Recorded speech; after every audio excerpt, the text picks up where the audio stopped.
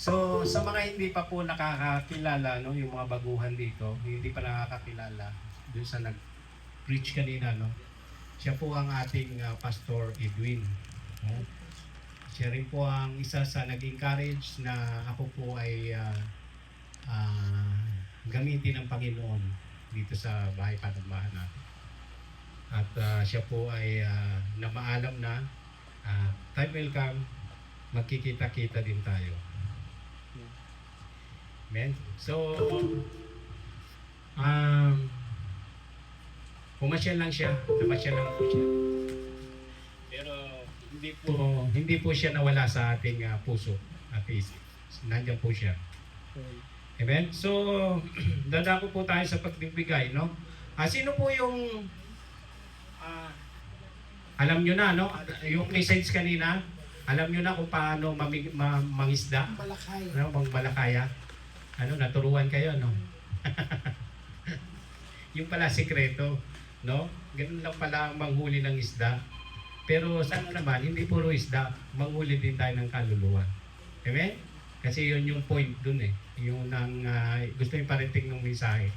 Yung maging manglakaya tayo ng mga kaluluwa. Amen?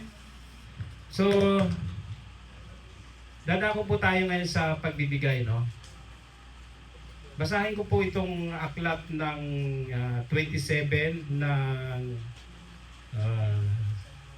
Leviticus, no?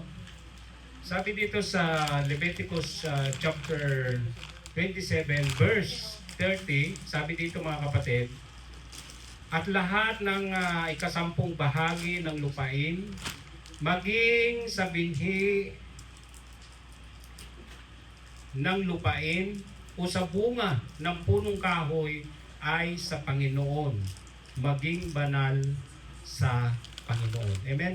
Ito pong Leviticus na ito, ang history po nito, ito po yun ay iniutos ng Panginoon kay Moises, no?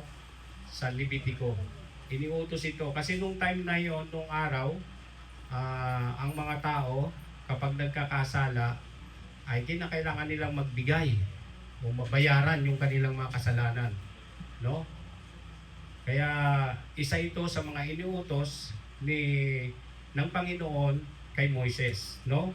Ang sinasabi po doon, ibigay daw natin yung ikasampung bahagi, no? Ng lupain o ng bunga o ng ani. Ano po ba yun? Sa panahon natin ngayon, ang lupain na ito o ang bunga na ito, ito yung ating mga kinikita. Amen? Bigay natin. Bakit po? Para po matugunan ang pangangailangan ng iglesia. Amen? Kasi, tignan nyo po, tulad ng sinasabi ko sa inyo, no? Ang isang sasakyan, hindi po aandar pag walang gasolina. Amen? So, kinakailangan lagyan ng gasolina para umandar. Ayan. Ang problema ngayon, napakamahal na ng gasolina, no? So, kailangan talaga magbigay tayo sa Panginoon, no? Sa gawain para sa Panginoon. Para magpatuloy po ang gawain na ito para sa Kanya. Amen?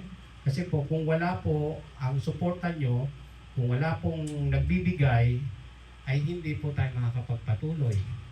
Nagbabayad po tayo ng upa, nagbabayad po tayo ng ito, yung mga instrumento na yan, dahil po sa inyo yan, sa pagbibigay nyo. Sabi dito, ang konsepto ng pagbibigay, ang ika po ay ang pagbibigay ng ikasampung bahagi o 10%, sabi dito, ng kita o ani ng simbahan o sa simbahan, sabi niya. Ang ikasampung bahagi daw ng kita o ani ay dapat ibigay sa simbahan dahil ito ay sagrado o banal. Amen? Sagrado o banal ang inyong ibinibigay para sa simbahan. Pero dapat po, sinasabi po ng Matthew, dapat na pag tayo po ay nagbibigay, maluwag po sa ating kalooban. Amen? Hindi po napipilitan lang.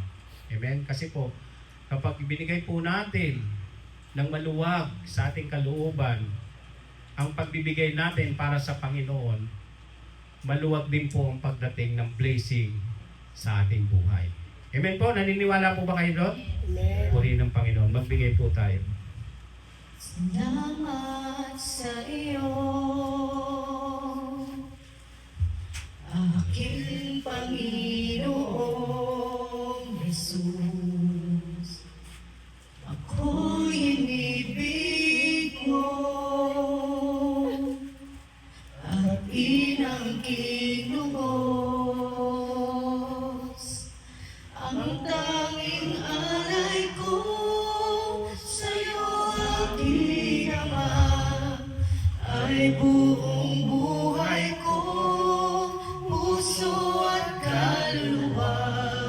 Hindi makaya na maipagkaloob, mamahaling iyas, igintong iloko ang aking dalangin. O Diyos ay tanggapin ang tanging alay ko, nawa ay gamitin. Ito lamang, Ama, wala nang iba pa akong inihiling.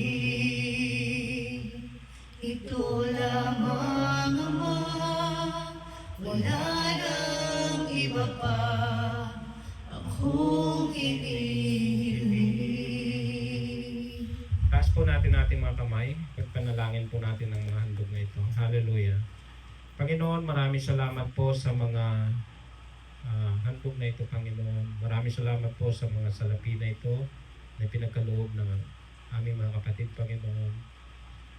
Panginoon, nawa ang mga salaping ito na likom na halagang ito ay matugunan ang pangailangan ng iyong iglesia, Panginoon. Sa aming mga gastusin, bayarin sa bahay, bayarin sa tubig, sa kuryente, maging ang aming expenses, Panginoon, sa food every Friday, ay matugunan nawa ang pangangailangan ng iyong iglesia o ng iyong templo. Salamat, Panginoon. At dinadalangin ko rin po, Panginoon, na pagpalain mo ang aming mga kumpanya, Panginoon, na nagbibigay sa amin ng mga pagpapalang o blessing o ng aming kinikita, nang sa ganun patuloy, Panginoon, ang blessing sa aming buhay. Ganun din, Panginoon, ang aming mga kapatid na kung saan dumadana sila ng kahirapan, o maaaring hindi sila sumasahod, o maaaring wala silang trabaho. Lord, buksan mo ang dulungawan ng iyong langit at ibuhos din sa kanilang pagpapala, Panginoon. Dahil nga ang iyong ipinangako sa Malakay 3:10 na bubuksan mo ang langit at ibubuhos sa amin ang masaganang pagpapala at hindi mo padadalhan ng salot ang aming pamilya o ang aming buong buhay, Panginoon. Salamat, Panginoon, sa mga pagpapalang ito. Salamat po sa pangalan ng Ama, ng Anak, at pag-iisa ng Banal na Espiritu. Amen.